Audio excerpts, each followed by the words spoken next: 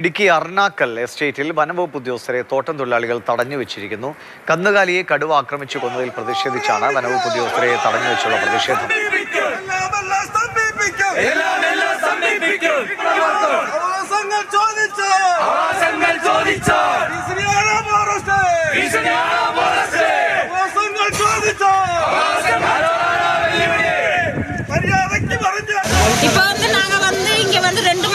இந்த புலி இறங்கி இப்படி ஃபாரஸ்ட்காரங்க வராங்க போறாங்க, நான் புலியை பிடிக்க மாட்டேங்காங்க.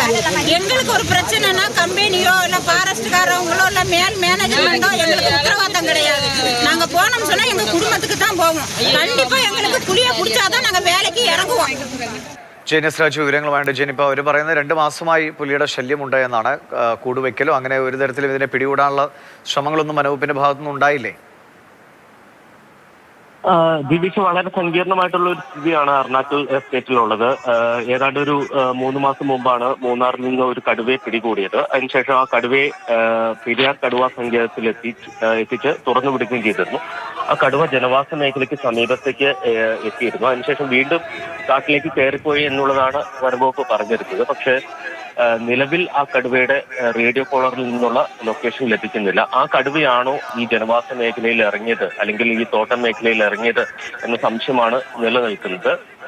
അതുമായി ബന്ധപ്പെട്ടാണ് ഈ ആളുകൾ പ്രതിഷേധിക്കുന്നത്. കഴിഞ്ഞ 2 മാസമായിട്ട് മേഖലയിൽ കടുവയുടെ സാന്നിധ്യമുണ്ട് എന്നുള്ളതാണ് നാട്ടുകാർ പറയുന്നത്.